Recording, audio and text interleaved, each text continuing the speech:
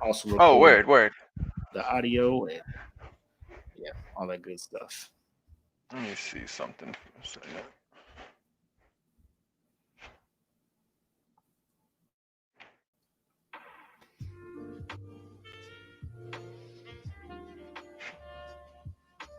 That looks better. Set the desk lamp. Yeah, That's you my good. iPhone. That's my iPhone flashlight.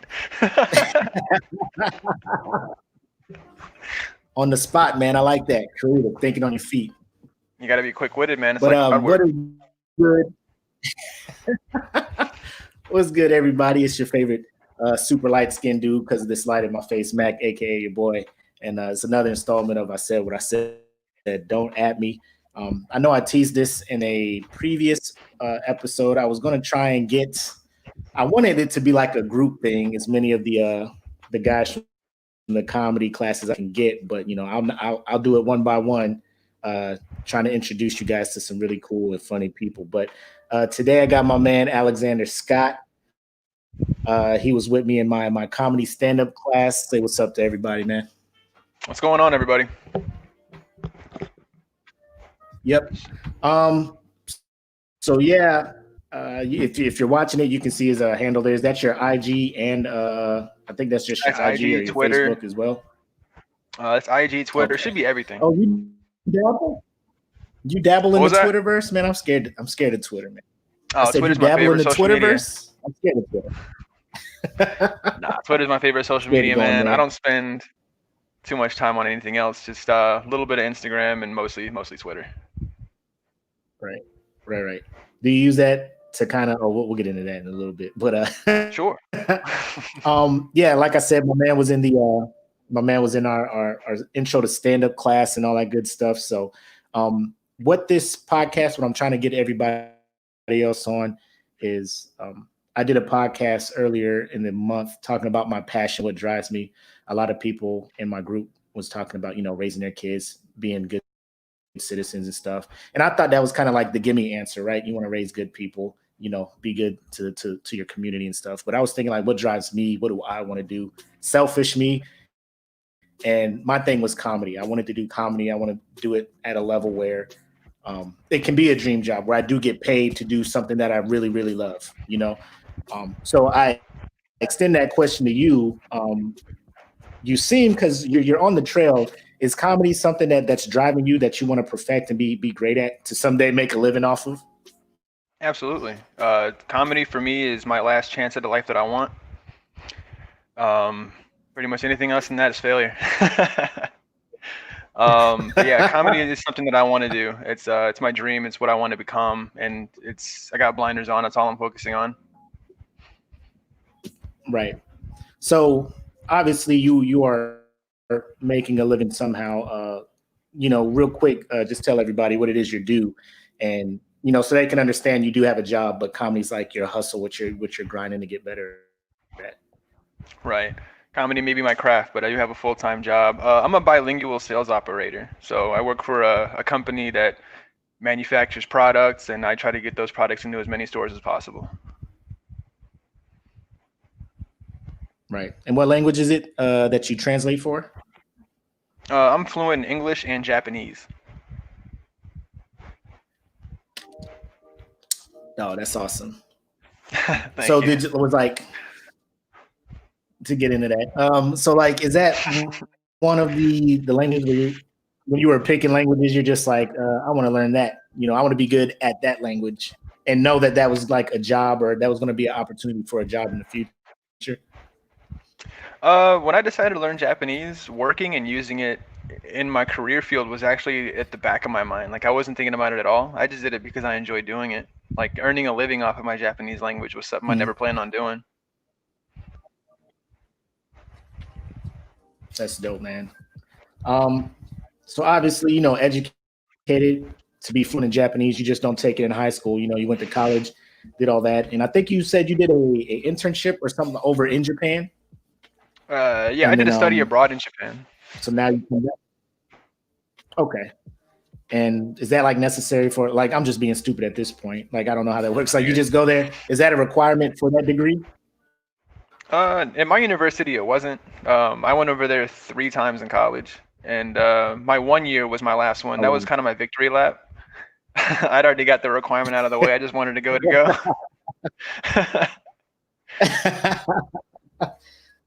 I mean, is it a totally different? I would imagine a totally different experience, like not needing a translator, using your phone, going back and forth, like asking a question and all that other stuff. Like it just makes it a seamless adventure, and you just come back like, I want to live in Japan now. For sure. That's exactly what I did. I went over there, used my language as much as I could, and got better at it and got fluent. And then, yeah, it's a great time over there. I'm glad I did it. I'd do it again if I could.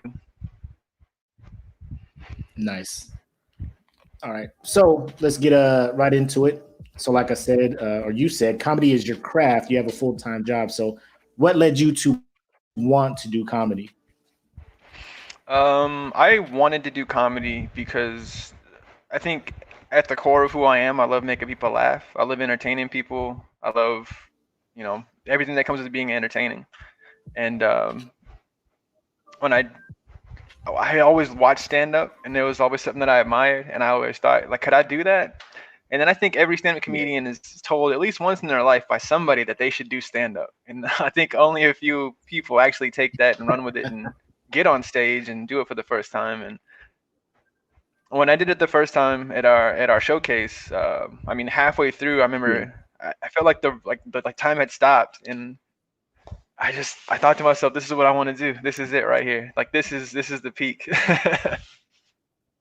Yeah. Like when I was up there, it was scary at first because you're just like, you know, up until that point, all we did was perform in front of each other, right? Right. And everybody's biggest cheerleader, right? Like Mm, I would get up there and be like, "Yo, that totally bombed," and everybody be like, "Oh hell no, that was funny as shit." right. Everybody would just get up there and everybody would just pump me up afterwards. I'm just like, yeah, I am that dude. I am that dude. But you're your own biggest critic too. So it Oh, didn't come to absolutely. fruition until, bro, up to that point, I was thinking about not even coming to the show. Like I was just, Like, if I didn't pay money, I would not have shown up. really? Like you thought about not going? Bro, like we were at a spring training game earlier that day, and I was just sitting there like I couldn't even enjoy the game because I'm like, bro, it's almost time to go and do this show. Mm, Like, what if my shit isn't funny? What if I get up? Because that's been my fear the whole time. People have always been like, yo, you should do stand up. You should do stand up. And I'm just like, yeah. yo, that I should, huh? I should. But I always have that fear of failing, and failing on a Right. stage in front of people, like, because I just imagine like worst case scenario. Like I grew up watching Showtime at the Apollo, and if you're not good, they let you know. And I couldn't have that on my Absolutely. conscience, man. Oh Like, man, they will tell you. They let you bro, know real quick. I wasn't trying to get booed. I wasn't trying to get heckled or none of that stuff, man. So I was sitting there Yeah. at the house getting ready, and I was looking at my wife like, yeah, I don't. What if we just don't go? What if we? She was like, you paid $240 for this class. We know. Right. I was like, you're And you would have had me and everybody else doing extra 2 or 3 minutes of crowd work just to fill that 90-minute block. But man, I'm so glad you came, man. You That did a is a great fact. job, and Thanks. I learned And something plus, from I you had that people night. that. Oh, really? What's that? Oh yeah, for sure. No, whenever you went up there and did your stand up, I mean, of course, I wasn't in the room because we were stuck in the green room, all packed in there like sardines. Right. But um, you told a long, elaborate story, and you filled it with punchlines at the correct time. You did it the right way, and my joke was very set up, punch, short story, maybe a little bit of an anecdote, and then segue into a new topic. But you kept one story, and you did it the right way, and you kept their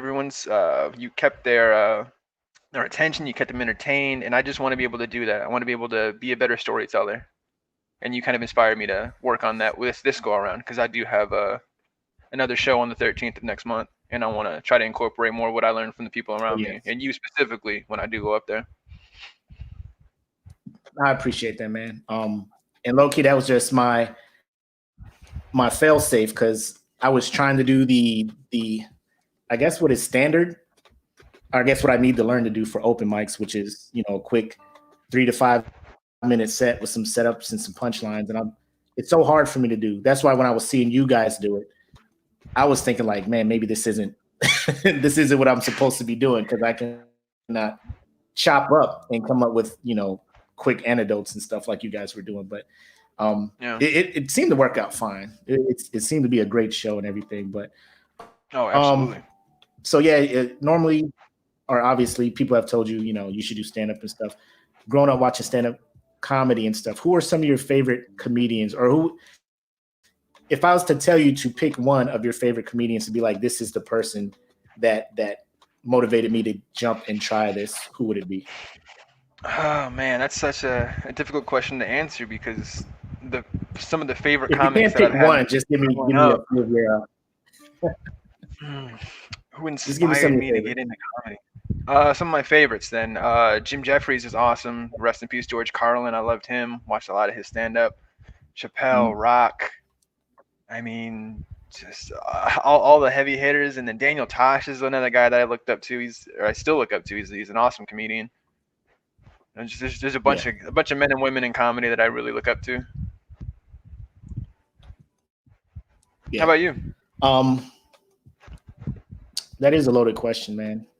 That is a loaded question, because it's because each one of the comics that I look up to, they bring something different, and I try to steal bits and pieces of their charisma, not so much, I guess their stage presence and stuff, like how they work the stage. How some people like Daniel Tosh, he's not animated on the stage. He's very stoic. But his jokes are like impactful, because he's like edgy. He'll say some shit that's controversial, but he's so straight and straightforward with it. It works. You know what I'm saying? So I think he's hilarious. I love his style of comedy. Obviously, Chris Rock, the HBO specials that I snuck to watch. Bernie Mac, how animated he is, it just draws you into his set, like his bit from Kings of Comedy when he's talking about his nephew and all that stuff. Like, he just draws you in, and you're like in his house watching this happen. Yeah. But right now, I would say Chappelle is probably running away with it. He's the greatest of all time. Being able to. Yeah, I put that out there, and people jump at me like, oh, Richard Pryor, like, much love to Richard Pryor, rest in peace. Like he's one of the greats too. But I feel like what Dave is doing now, even with his latest special, like, it wasn't even like a comedy thing, but for him to be able to have the avenue to do something like that, and people still know he can bounce back and be funny. It's that's like the peak. I think that's like the Illuminati, the triangle, the utopia of comedy, where you can be serious and still be funny.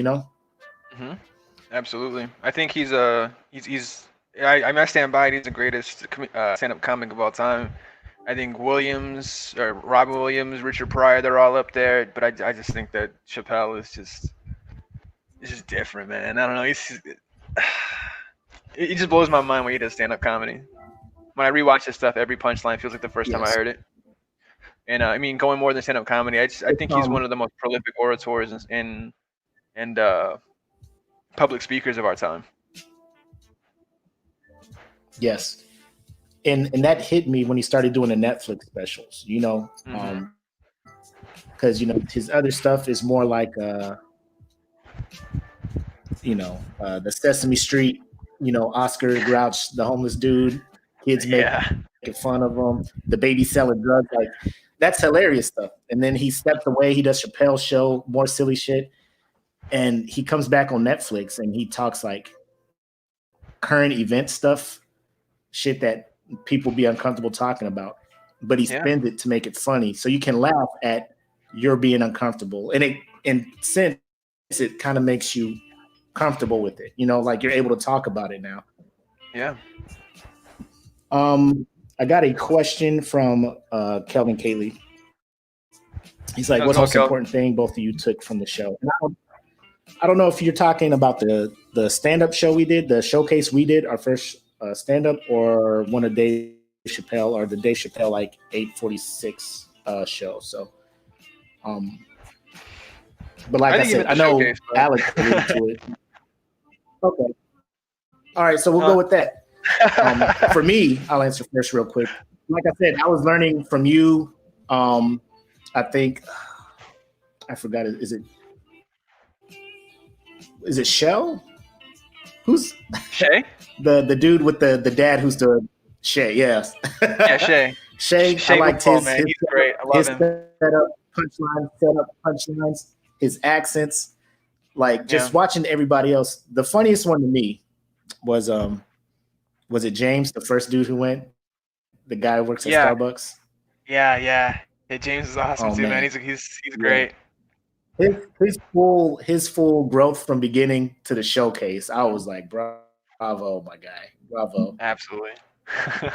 But yeah. So I just tried to learn a little bit from each one of you guys who went up there to try to add to my bag of tools. Thank you for saying that. Makes me feel good. I think what I took away from the show was this cute Mexican girl that was sitting in the back row. Like, you know those sofas on the wall? That's probably You can that's see probably that the far best thing I back. took away from that. I mean, no, she talked to me after the show. Nah, I'm fucking with you, man. What I Oh took from the damn. show, what I took from the show, man, I would have to say the initial experience, just going up there, and you try to prepare yourself as much as you can, but there's nothing like the first time, and there's nothing like the real thing. Like, no preparation is going to prepare you for what it's like to do something your first time. And when I went out there, and I walked out from that door, and I think I shook Deanne's hand, the MC that night, and I looked at the crowd. I put the mic stand back, and it was just silence for just a couple of seconds, if I remember it correctly. And at least in my head, it was just quiet, and it felt like the whole room was waiting for me to do something. And I mean, of course, that's obviously what it was, but it felt Yeah. that way too. It felt like a heightened sense of that. And I've never felt that calm in my life. Like, before I even said my first joke, just I had the mic in my hand, I looked at the crowd, and it was just calmness. And I thought I was going to be extra quiet, extra calm. And I thought that Yeah. it was going to be just nerve-wracking, and it was the opposite. And that's probably what I took away from my first show the most, is that it's not going to be chaos every time. I mean, it might be in the future. I may have gotten lucky, and the next show it could be like just in my head, bouncing back and forth, forgetting my routines, and I don't know. But what I took away from it was the fact that at least to me, there's just a zen or a calmness to comedy. Yeah. Oh, speaking of that calmness, didn't you? Was it during the rehearsal or during your actual stand up? You forgot a joke. Oh hell yeah! And It is you were able to bring it back. You were. I blanked on It was dress rehearsal night. It was the. Oh fuck! I forget. But I think it was the thing with the kill all child rapists with a straight edge razor, and you're just like, Jesus, man. And then like you forgot there was a setup to another setup to a callback. Yeah, go ahead. Yeah, so that's exactly what happened. I was doing my routine, and then I forgot an entire joke, like the entire, not just one line, but the entire premise. I completely blew past it and went to my next joke. And then the way that I remembered the material, the routine, is that when I finish this line, it's going to prepare me to come up with the next one, which is a callback to a joke I forgot to say. And thankfully that was on dress rehearsal night. I don't know how I did it, but showcase night I got through it without any hiccups. It came out like the showcase was the best performance I gave out of all the practice runs, which I don't know how that happens, but it did. I mean, repetition, because I know for me, I know we had the rehearsals, but it's like one day a week that we do it, and I'm just like, I'm not trying to be the fool up there, because I didn't know what the lineup was. I didn't know if I was going out there first. I didn't know if, what I'm saying? I'm not trying to go out there and set this bar low for the whole showcase. So I was like trying to do the routine at the house, because you Imagine that. It's like, Willie, get out there. And I'm just all over the place, fucking up, forgetting my story, all that stuff. And, Yeah. you know, Alex, go save us. You know, the crowd's just out there like, oh, we're about to light you up too. You know? Yeah, that's thankfully I went like sixth, I think. I think there were like 9 comics that night. I think I went close to the end. I know Omar went last. Yeah. But yeah, like I said, totally. I was I rehearsed it a bunch too. happy how good everything went. Same. So yeah, so that showcase happened, and I know we started a group. We were just like, yo, we're about to murder these open mics. Let's do everything. Let's get out there. And then COVID came around. So how has life with COVID been like for you, man? So I think COVID has been very difficult on a lot of people just based on like, employment and finances and stability and stuff like that. Just from that angle, there was no change in my life whatsoever. My job can be done entirely from, my laptop at home.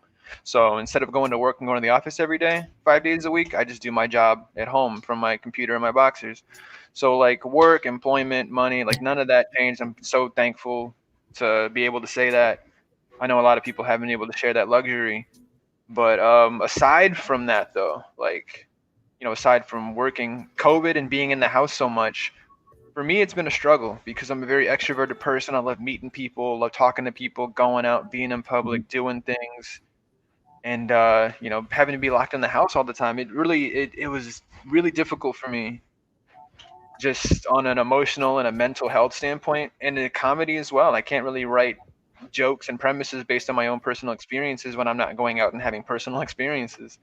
So COVID for me, I think, has been very difficult.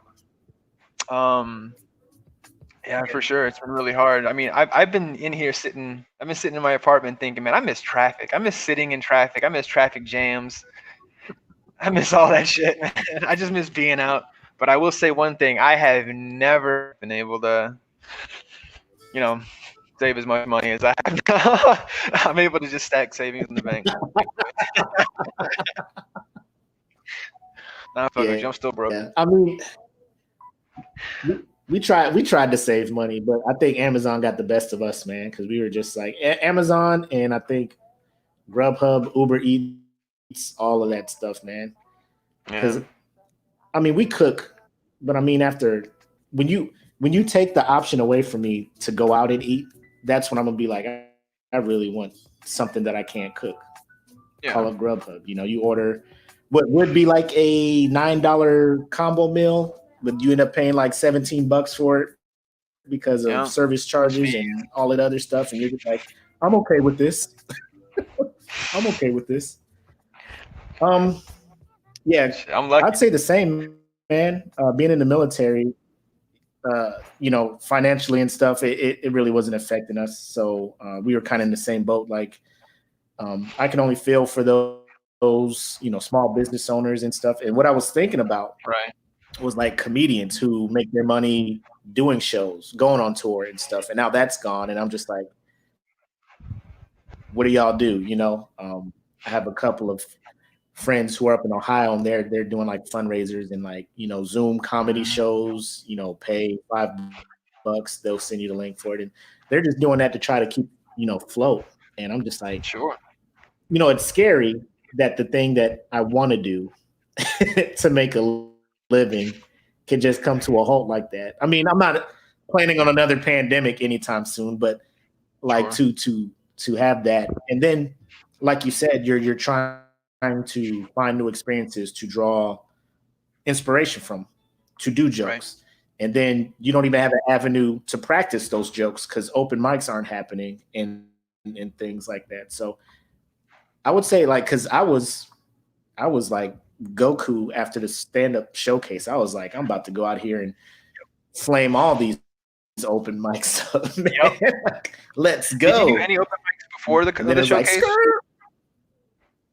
none. I was going to go to one, but something came up. I think because Shay was trying to hook us up. He was giving us the heads up because that was like our scout dude. Like he would just send the group thing like open mics at these 3 locations, Yeah. He would hit all 3 in the same night. And I'm just like, oh man, this dude's gonna be so prepped for the showcase. Yeah. But yeah, I didn't make it to any open mics. You did a couple, right? No, I did. My first open mic was the Thursday after the show that we did. So I took the same How'd that routine go? from the showcase. What was that? How'd it go? Yeah, it's. I think it went as well as a small open mic can. Because it's not gonna hit. Did they Your give jokes you aren't how gonna hit much as time hard. did you? I had 5 minutes at Mm, the open mic, and my showcase material is about 7.5 minutes.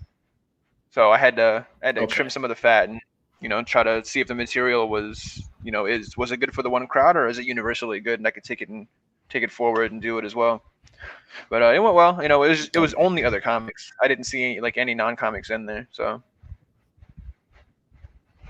and I Oh, was so gonna it's just people go. there working on material. Yeah, everybody was working on material, and I was gonna go to one open mic. You just reminded me. Focal. I think it's either in Scottsdale or Tempe or somewhere on the East Valley. I don't really go out there too much. But Focal, I think it's a Vietnamese restaurant. They do open mics every once in a while. But I went there and I drove like an hour and a half out there from the West Valley, and they closed it for the night, so I just drove back home. What? They Yeah, didn't. There was it like was no thing because on of their COVID. site saying, "Yeah, we're not doing open mic." Oh, Yeah, I think they put it on their Instagram, but I didn't know that they existed until like an hour before I drove out there. But at least the drive was nice. no traffic, COVID shit. All right. Damn, that's crazy, man. But yeah, I've been itching. I've been trying to look, but I know a lot of these things like the Tempe Improv and these I forget the comedy spot downtown. They're opening back up, but it's like limited seating, and they're only booking established comics, so they can Yeah, make sure that they sell out the limited seating that they have. So I don't think there's a whole sure. lot of open mic stuff going on now, which sucks. But I'm still checking, waiting for it to open up and stuff. Are you in those groups on Facebook But where it's like comedy and AZ and like open mic news and stuff like that around here? no, what? Really? Okay. I'll, What's the yeah, group I'll, I'll name? I'll just like 3 or 4 groups for Your message. comedy in Arizona. Yeah, I'll message it to you because I joined them, Okay. but I haven't really been I'll active. Like I have not been an active participant in them. check I them haven't out. gone to any open mics, obviously, but yeah, I'll hook you up. Okay. Because I need to get back in the swing of it, man. I Me really too, man. do. I'm worried about my next showcase. Like Um, I'm scared. oh yeah, yeah. So that rolls into plans for the future. So you are taking so everybody's following. The class we met in was like the intro to stand up. Alex is now in the intermediate. Is that what she calls it? Yes, there's Intermediate intermediate, and then or after there's an advanced. yeah, cool. So he's taking that right now. So he actually has a show coming up. Not this Sunday, next the Sunday after, right? The Or 13th. I think it's three it's the weeks, 13th. I'll just say something like that. it's the 13th. I'll put the link for tickets and stuff. In case you're in the area, the local area, and want to check out some comedy. I know at least one spot that's going to have comedy on the 13th. So plans for the future. Yeah, you're doing that. You got the showcase coming up. How's this class going? This class is fun, man. There's a lot of good comics. One really established comic who's been doing stuff in comedy for a very long time. I think 2 or 3 years now, which is long compared to how long I've been doing it. But he's really polished. He's awesome. I learned a lot from him and Deanne. Cool. That's the one thing I missed. Like I was going to do it, but then I was just like, with all this stuff going on, um, I wanted to. I got that email from Deanne, like, hey, next class is starting up. You're invited. Yeah, I'm just like, oh shit. Then you it took a just long, things were hard look at crazy. your I wallet. was Was I like, was fearful, nah. bro, bro. Like that 250, that 240 for the first one got me. Is this the same price? 240? Yeah. What, is this class 240 as well? Yeah, it's another 240 right up top. It's pretty much, to me, I've been thinking them like Oh, speeding tickets. whew. Like just pay it and forget about it. That's how the first one was. But I'm just like, man, damn near $500, man. I need to take this kind of like. I think if I would have signed up for this, I'd have been like, comedy has to be my shit now. You know, it just got this. This has got to work for me at this point. That's an interesting phenomenon, the way that works. Like when you invest money in something, like you're more inclined to want to get good at it and invest your time in it as well, since you already paid for it. For sure, I understand. 1000%.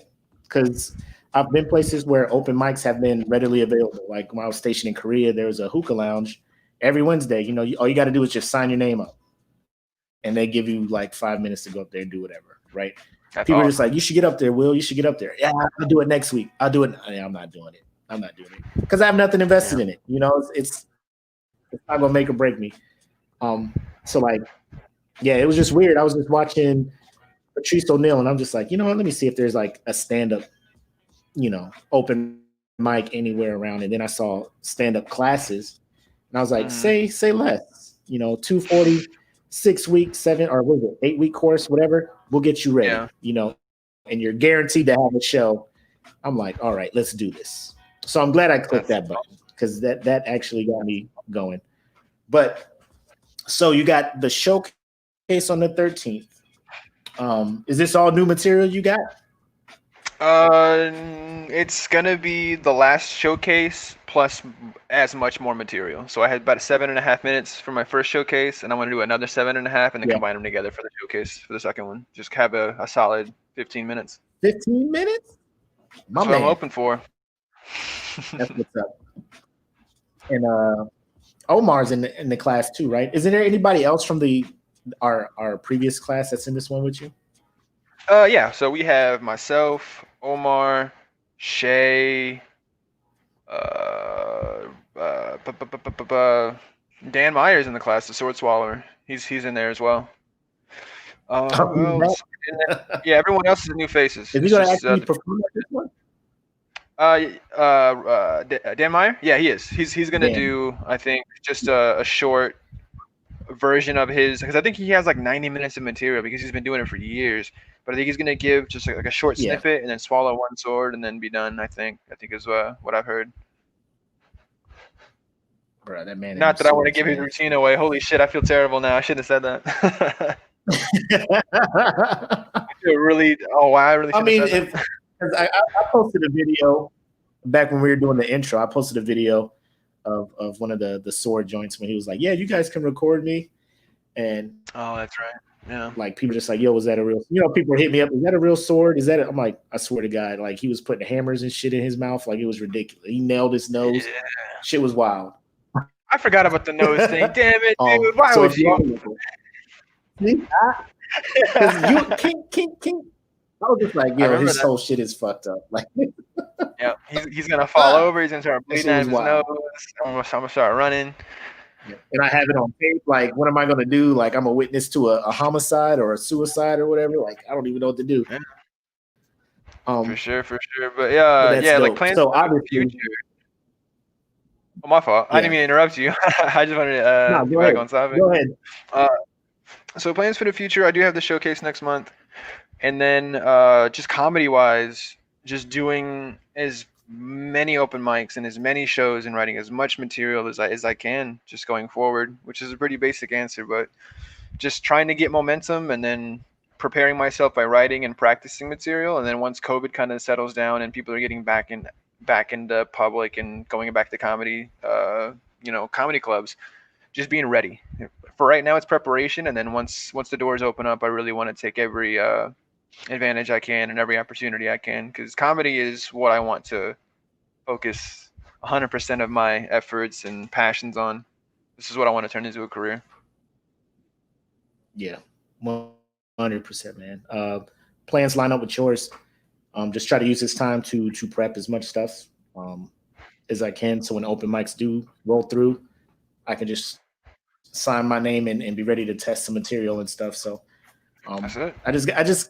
I think for me, it's one of those, I just need my first bad night to get that fear. It's like riding a bike. Like, once you fall off the bike, you're just like, well, I already fell off. What's the worst that can happen? I do it again. One of those things. So, and every established comedian always talks about I've had bad nights before. I remember my first night I got booed off stage. I'm just like, has there been anyone who has never been booed off stage? Like, I want to follow that person, But you see them now, and they're great. Like Chappelle's been booed off stage before. He'll tell you the stories, and I'm just like, you Chappelle booed? Like, wow. Could you imagine being in that audience to have booed Chappelle then and see how big he is now? Yeah. I mean, I thought that guy would never make it. Yeah. I've never seen a comic get booed off stage. Like I've never witnessed that with my own two eyes. But that would be traumatizing. I mean, of course, it wouldn't be enough to chase me out of it, but I'd probably stop doing open mics for like a week. I'd probably just sit and think like, what did I do? I'd look at the tape footage. My life like, what did I eat that morning? I gotta throw all that shit out. I'm not eating Raisin Bran anymore. I fucking bomb when I eat Raisin Bran. Fucking raisins. All superstitious. Exactly. I used the HOV lane when I shouldn't have been. I can't do that anymore. Yeah. Exactly.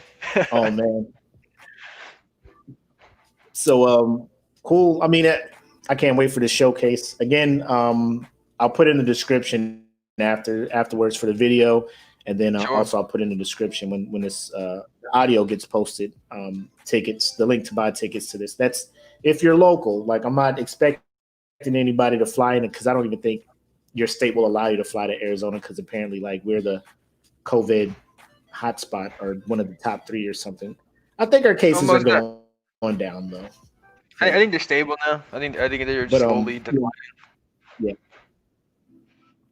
But if you're local, like, you got to check this out. Like, he already said 5 dudes or 5 people in there that I already know. You, Omar, Shay, and Dan. Yeah, Dan. There's one more in there. Yeah. So at least 4 people I can vouch for. The rest just go and have a good time. But I can't wait for it, man. Me and the wife are looking for a date night, and that'll be a good spot, man. I can't wait to see you come. So outside of that, man, world's been crazy. How are you handling everything going on in the country now, man? Like, how are you able to, I guess, function? Because I'll admit, for me, it's kind of hard social media wise. I got a lot of friends on Facebook, like, military stuff. So everybody moves and everybody's far away. So that's how I keep in touch with people. But you scroll the timeline and it's, this propaganda, this, that. How have you been maintaining? Man, I've been maintaining I spend most of my time, unless I'm working, I'm either watching something on Netflix, Hulu, HBO, you name it, or playing video games, or just trying to occupy my time and entertain myself, find inspiration to write jokes and practice material, and just trying to distract myself from, all the negativity, which, probably isn't the best thing. You want to build those coping mechanisms to not have to look away at some things, but sometimes life can become overwhelming, especially with COVID and the kind of person I am. But just trying to take life a day at a time, and try to stay off social media as much as I can. Yeah, I hear that.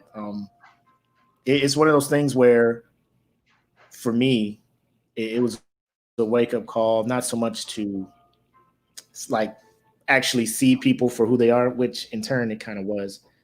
Yeah. But certain stances where certain things I'm willing to agree to disagree on, and there's certain things that I'm not willing to agree to disagree on.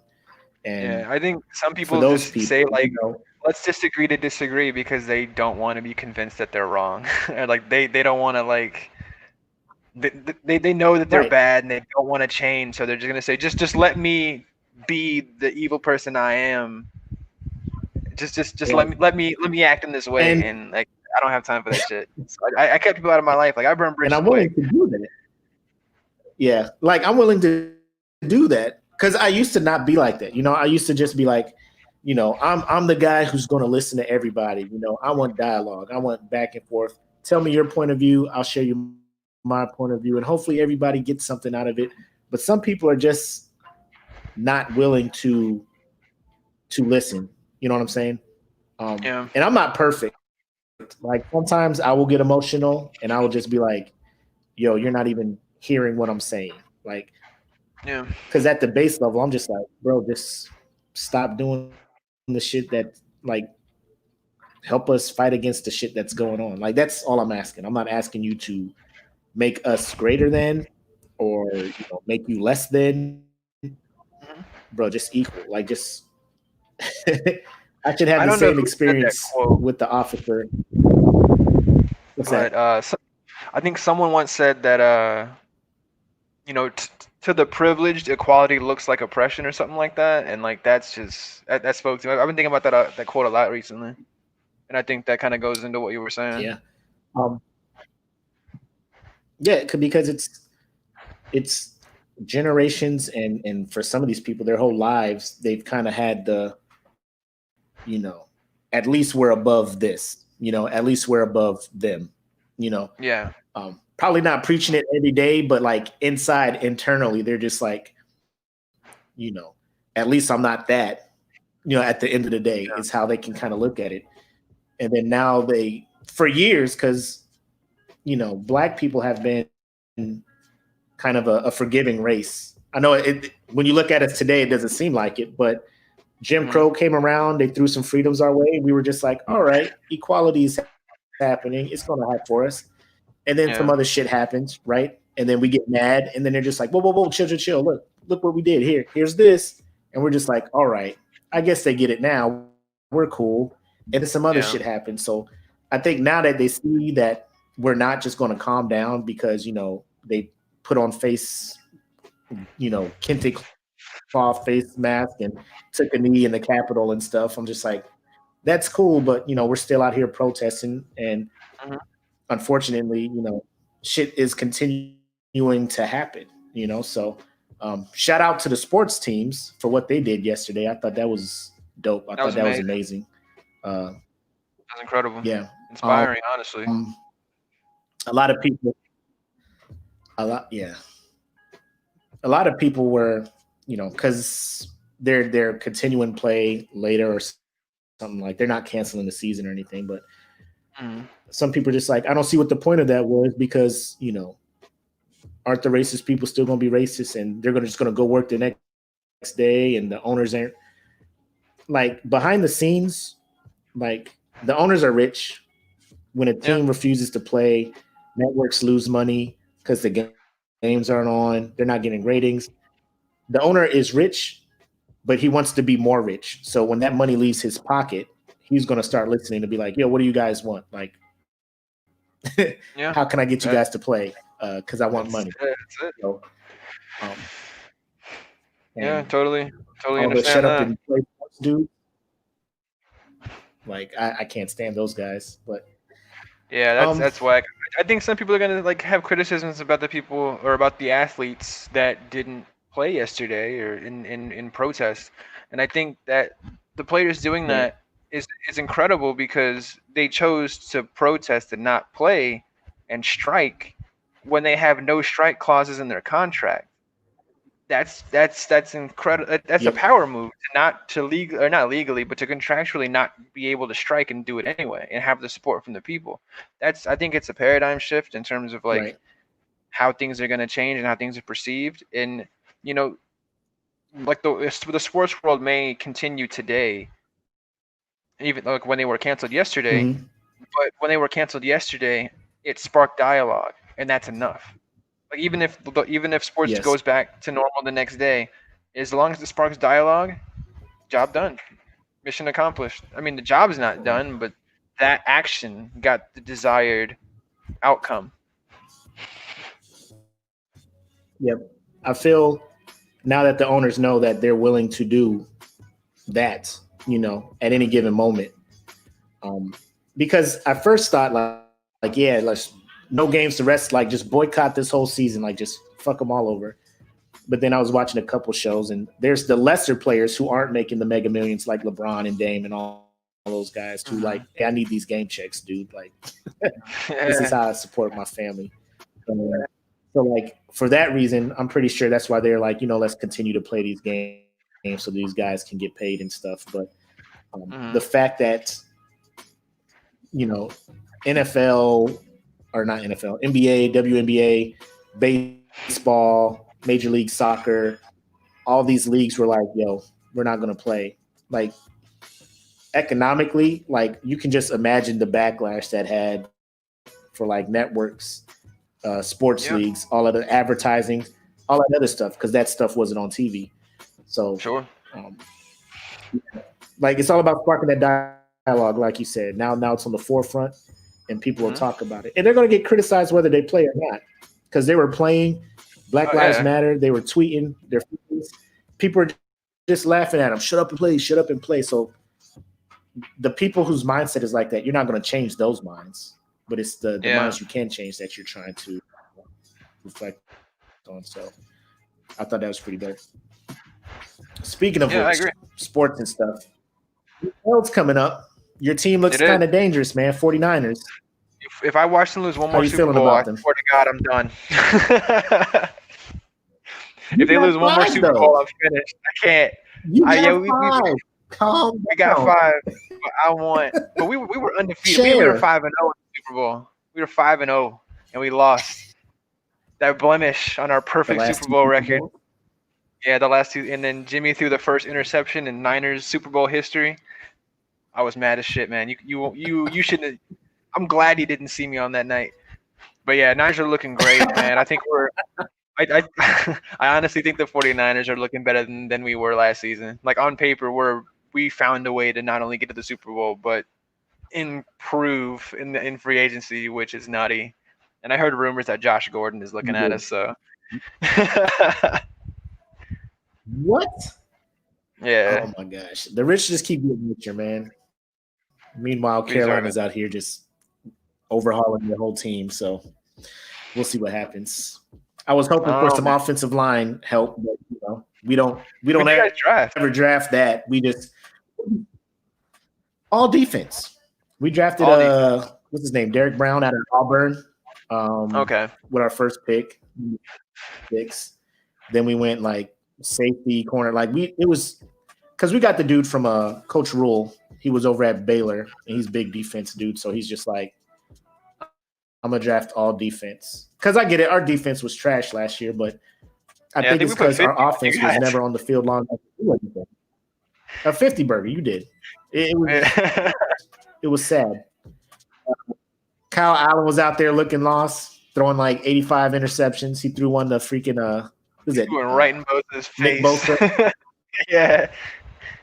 Man. So I was just like, just let this guy. Don't try to tackle him. All right. But funny story. I go to a bar in Glendale. It's a Niner bar. And we get dozens of fans in week 1, and then by the Super Bowl we had about 500 fans at this one bar, just being happy for 3.5 quarters. But the bar that I go to, when the Niners score a touchdown, they give out free shots of Fireball. And they scored a lot of touchdowns against Carolina. So when they put 50-something on Carolina, I'm pretty sure I blacked out that night. Just on free shots. I blacked out too, out of self-pity and sorrow. By halftime. We were walking into that game 5-2. Like, we had a little 5-game win streak, and it was just like, pow. I was just like, oh, okay. So this is who we really are. Got it. We need help. I'm just every year, I'm just like, yo, can we get somebody on this offensive line? Because when we had Cam, the reason he was hurt is because our offensive line was trash. And we didn't do anything. We put Kyle Allen back there with the same trash O-line. He starts throwing 85 million picks, right? So now we have Teddy Bridgewater, who is fragile, to say the least, right? Yeah. With the same weak offensive line. All we do is try to sign people, undrafted rookies and free agents. And I'm just like, okay, if this is what you guys want. I think we're just trying to be a super defensive team. Yeah, it's a shame. Like the Super Bowl against the Broncos. I was cheering for the. I was cheering for the Panthers. I was cheering for the Panthers in the Super Bowl. I bet you were. I really was. I wanted Cam to get one. But Von Miller, he was just destroying that dude, number Yeah. 74, Remmons. All I know is his last name because that's all I kept seeing as he was getting mushed by fucking Yeah. Von Miller. And then the dude who was in the blind side, Michael Orr, was on the other side getting abused. And I was in my house like, Sandra Bullock should have just left this man in the street, bro. Like I was yelling Oh man. the most. No, don't all man me. No, I'm just saying. That was- Oh man. That was deserved. That's what you kill on stage is what I'm trying to say. Oh man. Oh, that would kill stage. But I'm hoping there's a season.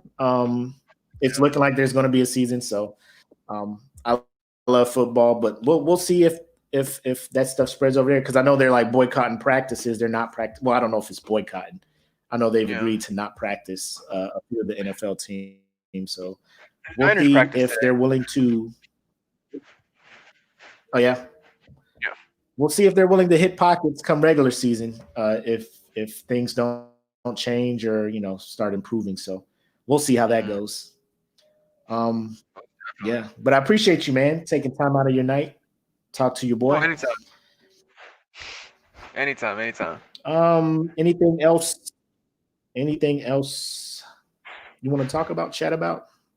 I know I told you I'd only hold you for an hour. No, man, I think I'm good. Had a great time though. Coming on the podcast. Can't wait to come back if you ever invite me. Man. It was good. Bro, I will always invite people, man. Like I said, whatever I can do to get our little comedy group out there in the limelight, bro. I'm here for it.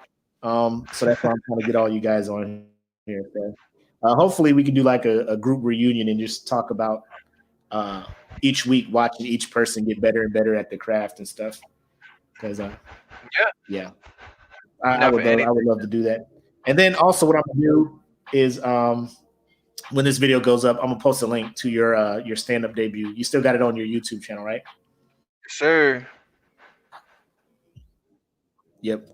So I'm probably gonna do that for everybody, just to let everybody shine. So, you guys need to see these dudes. I'm telling you, get in on the ground floor because when they get super famous, you're gonna be like, oh, I seen this dude. I know this dude. I went and saw him at Stir Crazy. With that being said, my man, I appreciate it. Alexander Scott. Let me go ahead and get this banner out the way so they can see your tag again. Hopefully, yep, there you go. That's it. Right to Twitter. Are you like savage on Twitter? Savage on Twitter. Probably not. I wouldn't say savage. This is really hard. This is on reverse shit, man. But yeah, I'm probably not a savage. A little bit of comedy, testing out some premises to get some laughs, and then when I get mad at the bullshit I see from the police, I might tweet something here like, really, this is some bullshit. We got to change. Then I go back to telling jokes. Yeah. Maybe I need to get on Twitter heavy like that. Start just doing jokes and stuff like that. I dabble in there. You on TikTok? You got a TikTok? Ooh, I'm not. That's because I'm not a big social media guy. I don't want a TikTok. I don't want social media. I don't want Facebook. I don't want anything. I'm just doing this because comedy. Right. Oh man, yeah. TikTok is something else, bro. It's too much of all this. Like you got to see me to do some shit. Like I just want to write some shit that's funny. Right. And then you come see me in person on the stage or something. I'm not a TikTok comedian because you see me on stage, I'm pretty stoic. I'll walk back and forth on the stage and say what's up to the front row a little bit, but I'm not animated. I don't jump around, and the good Lord blessed me with 2 white feet, so I can't dance. The best dressed dude, probably the best dressed comedian I have seen. My man came through in the 3-piece suit. I'm just like, I got this polo on, jeans and J's. Like this ain't. I'm out. I think I underdressed, and then Omar comes in with his polyester silk shirt, whatever that was. I'm just like, man, I'm like the normal dude. I feel like underdressed 1,000%. I felt like the second best dressed person in Stir Crazy that night, but that lady in the front row, that rodeo pimp, and that all white rhinestone suit. Remember that shit? That old lady. The house like that. Like nobody, her dad was like, "What are you doing?" She What are came you out. She doing? came out In wearing that and public? sat in the front row. She wanted crowd work. She wanted it bad. But I I'm seen that kind of to her. glad I did my because Stir Crazy, she was like, don't do no crowd work, don't do, you know what I'm saying? Just there'll be no heck. Like it's a pretty reasonable crowd in there. You know, they're just not letting. Well, I mean, Yeah. I don't know. I guess they're not turning people away at the door. But the Right. crowd that's out here in the West Valley, like you got Sun City and all that other stuff, they're Just the pretty elderly. like they're not gonna boo. They probably just won't laugh, you know. Yeah. So there was one drunk dude that kept yelling some stuff during some bits, but Oh, he yelled at me too. it wasn't anything. I Too remember that guy. Oh yeah, Yeah, he yelled at me too. yeah. But he wasn't like yelling bad shit. He was like, trying to hype up wanted the story or jumping ahead of the story. Like I told a joke about the But yeah, the ex-girlfriend, and then No, go he ahead. wanted to ask a question in the middle of a set. I was like, bro, so what go happened with home. her? Is she Yeah, I was still single? Like, what is happening? Where does she live? Calm down, Yeah, sir. Calm. just yelling at random ass questions, man. I don't fuck with him. I don't know where that guy is today, but hope his kids I don't forget know. how to tie their shoes. 'Cause I was talking about some shit in elementary school, and he was just like, "Women." I was like, "My God." I was Whoa. 10. What are you talking about? You were the best Women. the best dressed 10-year-old in your elementary school, and you had all the ice cream I and did. I you said, flexing it. bro. That was probably like literally the best week of my childhood life until that Friday. Like up until then, I felt like how Jim Bezos probably lives now. You know, like he's just Yeah. I have money to do with what I want. That's how I felt. I couldn't. Now I'm I just couldn't like, act a man, dude, millionaire these- if I had money. No, I would just buy it. Like I always want to tell myself I'd be a responsible rich person. Like I would just buy a house that fit my needs. I'd keep my vehicles; they're paid off. And I think we all know the truth in ourselves. Like we'd be like, it's expendable cash. Why not? I would buy Iowa if I was a billionaire. I'd fucking buy all of Iowa, Make it its own country and have corn be my taking out all the street lights. charge ridiculous corn price. Yeah.